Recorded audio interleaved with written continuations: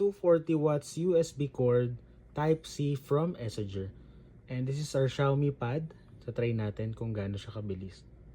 So right now, our pad is at 57%. Time is 22:43. So that's 10:43. So let's try. Nag-start tayo ng 10:43 guys ha. Take note.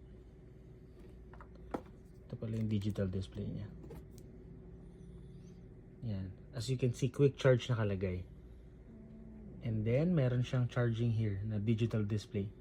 So, ito yung input niya papunta sa ating mobile or sa ating tablet or sa ating device. Yan. So, nag-start tayo 10:43. Mamaya balikan natin. Siguro around 10:50 tignan natin kung ilan. 10:53 na lang para 10 minutes. Time check is 10:55, so 1 minute late.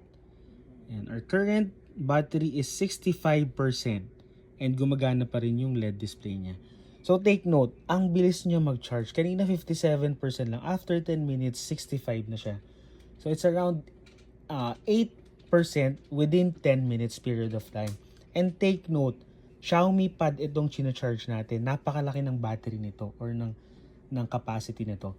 What if na lang kapag trinay natin sa iPhone na Type-C yung charger and sa Android. So, stay tuned. I will make more video kapag tatry natin 10 minutes din or hanggang ma-full 100% natin. Ilang minutes ang tatakbuhin kapag ginamit natin itong 240 watts Type-C charger from Messenger.